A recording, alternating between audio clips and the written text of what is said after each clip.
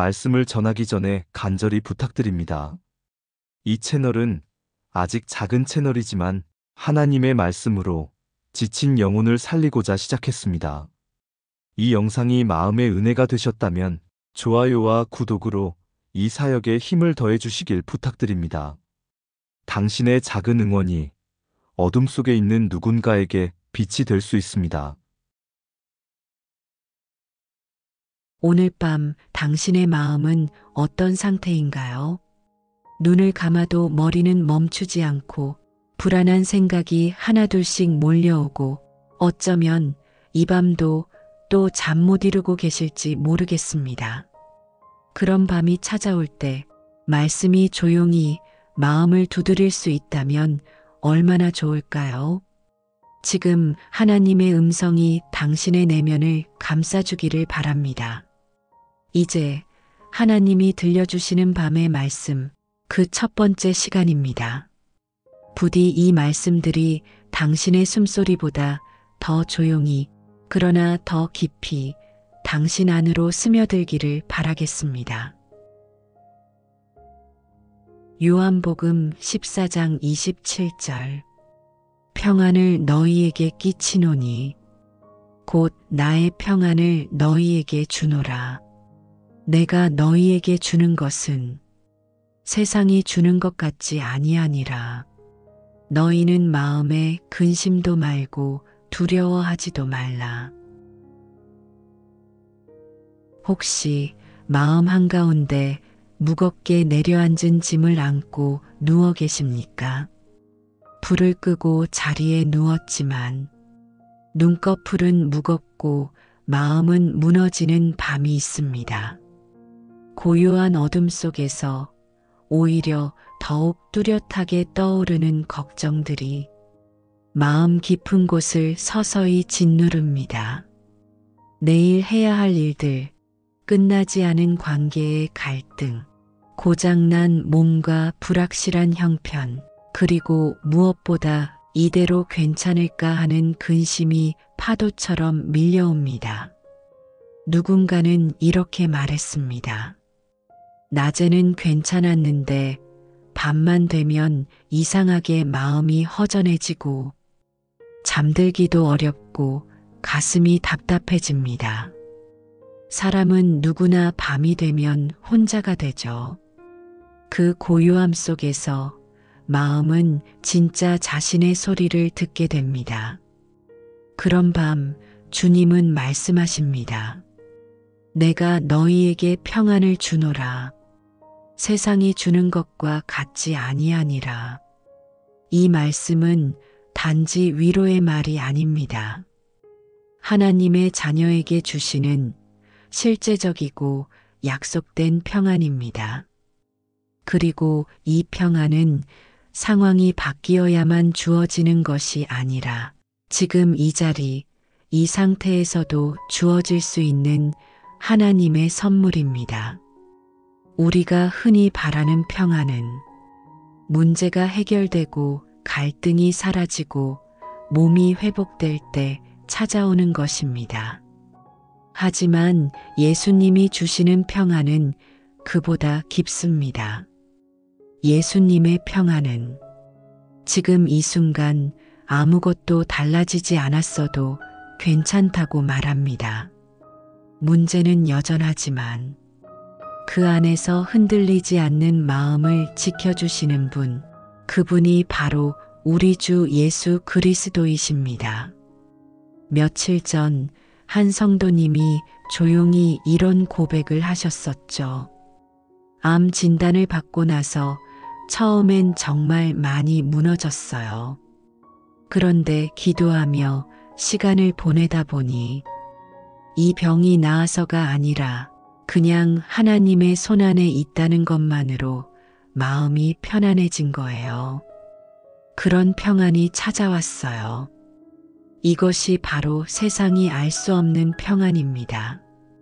병이 나아서가 아니라 길이 보이기 때문이 아니라 그저 하나님께서 함께 하신다는 확신 때문에 누리는 평안입니다. 주님은 말씀하십니다. 근심하지 말라. 두려워하지 말라. 이것은 명령이기 이전에 하나님의 사랑에서 나온 초대입니다. 내가 너를 책임진다. 그러니 이 밤에도 안심하라. 그런 뜻이 담겨 있습니다. 사랑하는 여러분, 혹시 지금 마음이 흔들리고 계십니까? 무슨 이유인지 모르지만 밤이 되면 더 깊은 외로움이 밀려옵니까? 괜찮습니다. 주님이 지금 이 순간 당신의 마음 가운데 찾아가십니다. 그분은 부드럽고 조용히 말씀하시죠. 내가 너에게 평안을 준다. 그 누구도 빼앗을 수 없는 평안이다. 이 말씀을 가슴에 품고 조용히 눈을 감아보세요. 마음이 완전히 가라앉지 않아도 괜찮습니다. 말씀이 당신 안에서 천천히 일하기 시작할 것입니다. 이사야 41장 10절. 두려워 말라. 내가 너와 함께 함이니라. 놀라지 말라. 나는 내 하나님이 됨이니라. 내가 너를 굳세게 하리라. 참으로 너를 도와주리라. 참으로 나의 의로운 오른손으로 너를 붙들리라. 이 말씀이 처음 들리는 순간 가슴 깊은 곳에서 무언가 조용히 녹아내리는 것 같았습니다. 두려워하지 말라.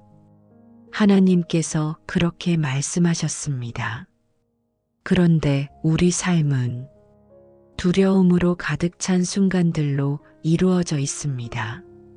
내가 통제할 수 없는 일들, 내 뜻대로 되지 않는 미래, 내 힘으로는 감당할 수 없는 상황들 앞에서 우리 마음은 자주 무너집니다. 누군가는 말했습니다. 하나님, 저는 원래 겁이 많은 사람이에요. 용기가 부족한 게 아니라 그냥 사는 게 너무 불안해요. 이 고백은 수많은 사람들의 마음을 대변합니다. 하지만 이사야 41장 10절은 말합니다. 내가 너와 함께 함이니라. 이 말은 단순한 동행의 선언이 아닙니다. 이는 하나님께서 당신의 백성과 책임 관계를 맺으셨다는 약속입니다. 당신이 어디에 있든지 무엇을 겪고 있든지 하나님은 떠나지 않으십니다. 한 청년이 있었습니다. 어머니의 병간호와 학비, 아르바이트를 동시에 감당하며 하루하루를 버텨야 했죠. 밤이 되면 자리에 누워 이렇게 기도했다고 합니다. 하나님, 너무 버거워요. 저를 안고 가주세요. 저는 도저히 혼자선 못 갑니다. 그 청년의 삶은 단숨에 달라지지 않았습니다. 하지만 그날 이후로 그는 불안 속에서도 이상하리만큼 평온을 느꼈다고 고백했습니다. 왜냐하면 하나님이 함께 하신다는 말씀이 그의 심장에 뿌리를 내렸기 때문입니다. 주님은 말씀하십니다. 내가 너를 굳세게 하리라. 참으로 너를 도와주리라. 참으로라는 단어는 히브리어 원어로 확실하게, 틀림없이라는 의미를 담고 있습니다. 하나님은 막연한 희망이 아닙니다. 반드시 이루시는 분이시죠. 내가 약해도 하나님은 강하시며, 내가 흔들려도 그분은 나를 굳게 붙드시며, 내가 주저앉아도 하나님은 다시 일으키시는 분입니다. 그리고 이렇게 약속하십니다. 내가 너를 나의 의로운 오른손으로 붙들리라. 여기서 말하는 오른손은 성경 전체에서 하나님의 권능과 보호를 상징합니다. 이는 곧 하나님의 능력, 정의, 신실함이 우리를 붙들고 있다는 선언입니다. 세상의 손은 때때로 우리를 놓습니다. 사람의 손은 우리를 붙들다가도 지칩니다. 하지만 하나님의 손은 끝까지 놓지 않습니다. 지금 이 말씀을 듣고 있는 당신, 혹시 두려움 가운데 계십니까? 불확실한 미래 앞에 서 계십니까? 하나님은 지금 이 순간 조용히 당신의 이름을 부르십니다. 내가 너를 붙들고 있다. 너는 혼자가 아니다.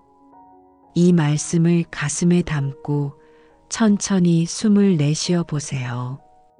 두려움은 여전히 있지만 그보다 크신 하나님의 손이 당신을 감싸고 있다는 사실이 분명히 느껴질 것입니다. 시편 23편 4절. 내가 사망의 음침한 골짜기로 다닐지라도 해를 두려워하지 않을 것은 주께서 나와 함께 하심이라. 주의 지팡이와 막대기가 나를 안위하시나이다. 인생에는 누구도 피할 수 없는 사망의 음침한 골짜기가 있습니다. 그 골짜기는 갑작스러운 병으로 찾아올 수도 있고 예고 없이 다가온 사고나 이별 아니면 말할 수 없이 깊은 우울과 고독으로 우리 곁을 스며듭니다. 그곳에 서게 되면 빛이 보이지 않습니다. 누구의 말도 들리지 않고 기도조차 나오지 않죠. 어느 권사님의 고백이 떠오릅니다. 남편을 먼저 떠나보내고 자식들마저 외국으로 떠나 홀로 병상에 누워 계셨던 그분은 한밤중에도 자주 혼잣말을 하셨습니다. 주님, 저 여기 있어요. 혼자 있는 것 같지만 당신이 함께 계시다고 했으니 이 밤도 그냥 지나가겠지요. 그분은 무섭다고 하면서도 그 고백을 매일 밤 되뇌셨습니다. 그렇게 한 달, 두 달이 지나고 어느 날 그분은 조용히 미소 지으며 말씀하셨습니다. 목사님, 참 이상해요. 몸은 여전히 아프고 외롭지만 하나님이 바로 제 침대 곁에 앉아 계신 것 같아요. 이 고백은 단지 감상이 아닙니다. 시편 23편 4절의 말씀이 현실 속에서 어떻게 역사하는지를 보여주는 증언입니다. 다윗은 말합니다. 내가 사망의 음침한 골짜기로 다닐지라도 해를 두려워하지 않을 것은 주께서 나와 함께 하심이라. 이 말씀에서 주목할 것은 골짜기를 피하리라가 아니라 그 골짜기를 다닐지라도입니다. 하나님은 우리가 그 어둠을 피해가게 하시는 분이 아니라 그 가운데 함께 걷게 하시는 분입니다. 지팡이와 막대기는 목자가 양을 인도할 때 사용하는 도구입니다. 하나는 방향을 알려주는 안내이고 다른 하나는 위험으로부터 지켜주는 보호라고 할 수 있죠. 하나님은 우리를 방치하지 않으십니다. 그분은 앞에서 길을 밝히시고 뒤에서 지켜주시며 우리 곁에서 손을 잡고 함께 걸어가십니다. 사랑하는 여러분, 혹시 지금 인생의 어두운 골짜기를 지나고 계십니까? 어떤 말도 위로가 되지 않고 기도조차 입 밖으로 나오지 않습니까? 그럴 때일수록 이 말씀을 붙드세요. 나는 두렵지 않습니다. 주께서 나와 함께 하시기 때문입니다. 하나님은 결코 당신을 홀로 걷게 하지 않으십니다. 그분은 침묵 속에서도 말씀하시고 어둠 속에서도 함께 하십니다. 지금 이 순간 당신 곁에 계신 하나님을 믿으십시오. 그분은 당신을 사망의 골짜기 넘어 푸른 초원으로 인도하실 분이십니다. 마태복음 11장 28절. 수고하고 무거운 짐진 자들아 다 내게로 오라. 내가 너희를 쉬게 하리라. 인생을 살아가다 보면 어느 날 문득 자신이 너무 많은 짐을 지고 있다는 걸 깨닫게 됩니다.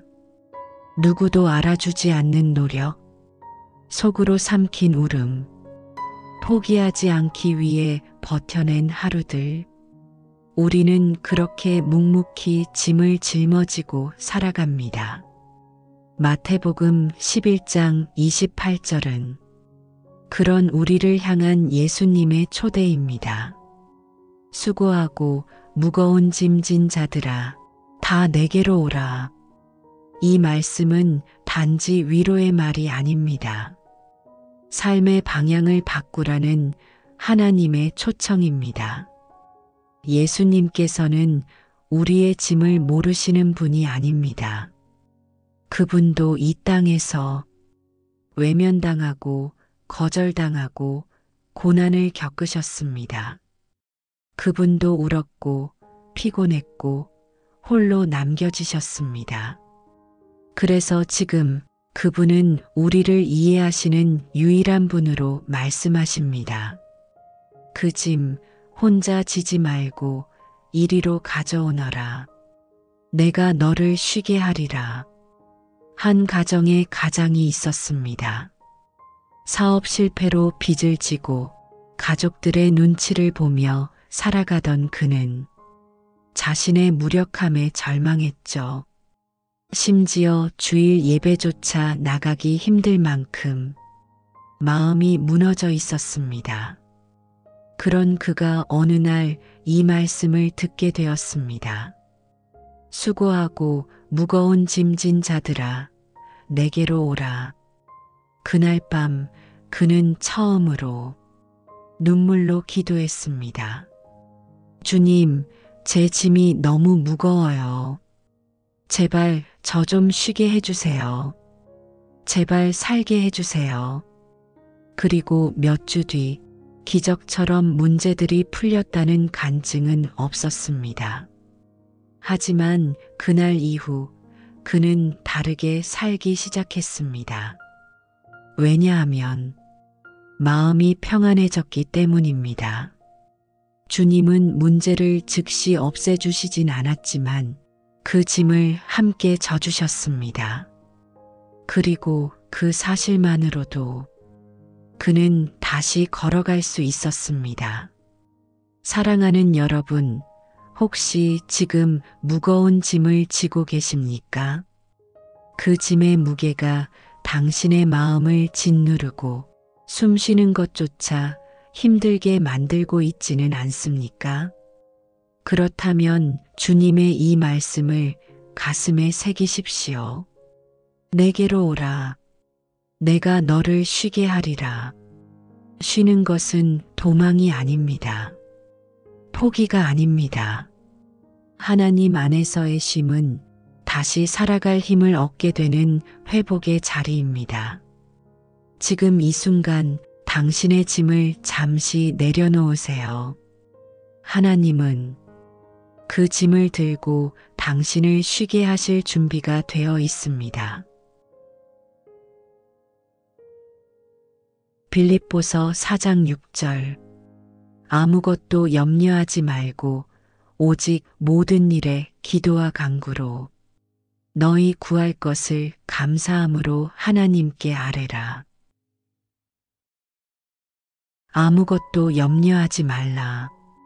이 말씀은 살아가면서 가장 지키기 어려운 명령일지도 모릅니다. 오늘도 우리는 가정의 일로, 건강의 문제로, 자녀의 앞날과 노후의 불안으로 수많은 염려에 잠 못 이루고 있습니다. 어떤 이에게는 염려하지 말라는 말조차 현실을 모르는 이상적인 말로 들릴지도 모릅니다. 그러나 오늘 이 말씀은 우리의 현실을 외면하는 말씀이 아닙니다. 염려할 일이 있는 그 자리에서 그 염려를 하나님께 옮겨놓으라는 말씀입니다. 기도는 문제를 모르는 척하는 게 아닙니다. 기도는 그 문제를 하나님 앞에 올려놓는 일입니다. 이 말씀을 살아낸 한 장로님의 이야기를 나누고 싶습니다. 이분은 외동아들이 대학을 졸업하고 직장을 찾지 못한 채 방황하는 모습을 보며 밤마다 눈물로 기도하셨습니다.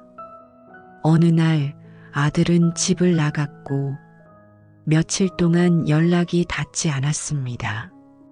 장로님은 그때 이 말씀을 펼쳐들고 아무것도 염려하지 말고 기도하라는 구절 앞에 눈물을 뿌리며 앉아 계셨습니다.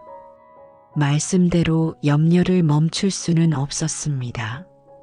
그러나 그는 매일 그 염려를 있는 그대로 하나님께 아뢰기 시작했습니다. 감사도 함께 올렸습니다. 주님, 내게 이 아들을 주셔서 감사합니다. 내 손으로는 도울 수 없지만 주님의 손으로 붙들어 주실 줄 믿습니다. 몇 주가 지나 아들은 집으로 돌아왔습니다. 그간의 방황과 혼란을 고백했고 지금은 작은 일이지만 성실하게 일하며 신앙 안에서 다시 걸어가고 있습니다. 기도는 상황을 단번에 바꾸는 마법이 아닙니다. 하지만 기도는 내 마음을 붙들고 계신 하나님을 믿고 다시 일어서게 하는 능력입니다. 오늘 당신에게도 염려가 있습니까? 그렇다면 오늘 이 밤 하나님 앞에 그 염려를 그대로 가져가십시오. 그 염려를 바꿀 수 없을 때 우리는 그것을 맡길 수 있습니다. 하나님은 우리가 다하지 못한 기도를 들으시고 우리가 올리지 못한 간구조차 기억하십니다. 그리고 감사의 마음으로 그분께 아뢰는 자에게는 염려보다 크신 평안을 내려주십니다. 기도는 곧 평안의 문을 여는 열쇠입니다. 오늘 이 밤 그 열쇠를 쥐고 하나님 앞으로 나아가시길 바랍니다. 시편 34편 17절 의인이 부르짖음에 여호와께서 들으시고 그들의 모든 환난에서 건지셨도다. 하나님은 우리가 작은 한숨조차 쉬기 전에 이미 우리의 마음을 아시는 분입니다. 하지만 그럼에도 불구하고 우리가 부르짖기를 원하십니다. 그것은 마치 어머니가 자녀가 아프다는 것을 알면서도 엄마 아파요라고 말해주기를 기다리는 것과 같습니다. 그 한마디에 엄마는 더 가까이 다가가고 품에 안고 눈물을 닦아주며 손수 죽을 끓이고 밤새 머리를 쓰다듬습니다. 오늘 이 말씀은 하나님이 그런 분이심을 보여줍니다. 의인이 부르짖음에 여호와께서 들으시고 그들의 모든 환난에서 건지셨도다. 이 구절은 우리가 고통 중에 하나님께 부르짖을 때 하나님이 단지 듣기만 하시는 분이 아니라 직접 움직이시는 분이라는 선언입니다. 어느 노모의 이야기가 있습니다. 평생을 교회에 다녔지만 아들이 중독 문제로 가정을 어렵게 하고 있었고 그녀는 기도하면서도 하나님이 정말 들으시는지 의심이 들었다고 합니다. 하루는 참다 못해 성경을 덮고 부엌에 무릎을 꿇고 울부짖으며 기도했습니다. 하나님, 제발 이 아이 좀 살려주세요. 죽든지 살든지 주님께 맡깁니다. 그 기도는 절규에 가까웠습니다. 그날 이후 아들은 급성 장염으로 병원에 실려갔고 그 고비를 넘긴 뒤 처음으로 인생을 돌이켜보기 시작했다고 합니다. 지금은 중독 치료를 받으며 어머니 곁에서 함께 예배를 드리고 있습니다. 부르짖는 기도는 절망에서 소망으로 건너가는 다리입니다. 하나님은 그 부르짖음을 외면하지 않으십니다. 감정이 격해져도 괜찮습니다. 눈물이 흘러도 괜찮아요. 말이 되지 않아도 괜찮아요. 중요한 것은 하나님 앞에서 진심을 토해내는 것입니다. 사랑하는 여러분, 혹시 지금 누구에게도 말할 수 없는 고통이 있으십니까? 주님 앞에 당신의 마음을 숨기지 마세요. 하나님은 당신의 기도를 들으시며 모든 환난에서 건지시는 분이십니다. 지금 이 순간 작은 한숨이라도 주님께 올려드리세요. 그분은 지금 당신의 숨소리도 놓치지 않으십니다. 야고보서 5장 13절. 너희 중에 고난 당하는 자가 있느냐? 그는 기도할 것이요. 즐거워하는 자가 있느냐? 그는 찬송할지니라. 삶의 순간순간마다 우리는 여러 감정의 파도를 만납니다. 기쁠 때도 있고, 하지만 대부분은 고난이라는 단어와 가까운 시간을 살아갑니다. 야고보서 5장 13절은 그 모든 상황 속에서 우리가 어떻게 살아야 할지를 분명히 가르쳐 줍니다. 고난당하는 자는 기도하라. 즐거운 자는 찬송하라. 하나님은 우리가 고난 중에 무너지지 않고 기도로 나아오기를 원하십니다. 그것은 단순한 형식이 아니라 하나님과의 생명의 연결선을 다시 붙잡는 길입니다.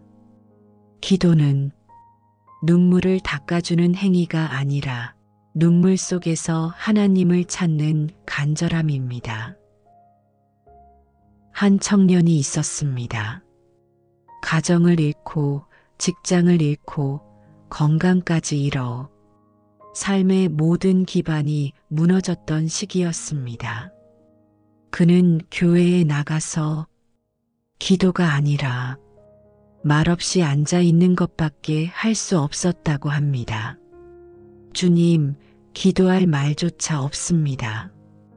그저 여기 있겠습니다. 그 말 없는 기도조차 하나님은 받으셨습니다. 그리고 시간이 지나 그의 삶은 천천히 회복되었습니다. 회복은 극적이지 않았지만 그의 마음은 평안해졌습니다. 기도는 반드시 멋진 문장이 아니어도 됩니다. 그저 하나님을 찾는 마음이면 충분합니다. 그리고 즐거움이 있을 때 우리는 찬송해야 합니다. 찬송은 단지 기쁜 감정의 표현이 아니라 하나님께 모든 영광을 돌리는 삶의 자세입니다.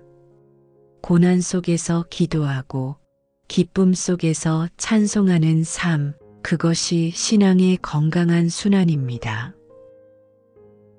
지금 당신은 고난 가운데 있습니까? 그렇다면 기도하세요. 말이 되지 않아도 그 마음을 하나님께 올려드리십시오. 그리고 오늘 하루 작은 즐거움이 있다면 주님께 감사하며 찬송하세요. 하나님은 그 고난의 자리에도 그 찬송의 자리에도 함께 하시는 분이십니다. 지금까지 함께 나눈 7개의 말씀, 이 말씀들은 단지 좋은 문장들이 아니라 오늘 밤 당신의 마음을 감싸 안으시는 하나님의 실제적인 위로와 약속입니다. 어떤 밤은 길고 외롭지만 그 긴 침묵의 시간 속에서도 하나님은 당신을 놓지 않으십니다. 말씀을 듣고 있는 이 시간, 그분은 지금도 당신의 영혼을 어루만지고 계십니다. 밤이 깊어질수록 하나님의 은혜는 더욱 선명해집니다. 이 밤 하나님의 말씀이 당신의 고요한 기도가 되기를 바랍니다. 기도하겠습니다. 하나님, 오늘 밤 당신의 말씀을 따라 잠잠히 머무는 이들에게 평안을 내려주옵소서. 지친 하루의 무게를 내려놓고 당신 앞에 무릎 꿇은 심령들마다 그 마음 깊은 곳에 말씀의 생수가 흐르게 하소서. 낙심한 자에겐 소망을, 고통 중인 자에겐 위로를, 두려움에 떠는 자에겐 믿음의 담대함을 더하여 주옵소서. 하나님, 당신의 말씀은 살아있고 운동력이 있어 우리의 영혼을 다시 일으킬 줄 믿습니다. 이 밤 주의 음성이 우리의 잠든 마음에 스며들게 하옵소서. 예수 그리스도의 이름으로 기도드립니다. 아멘.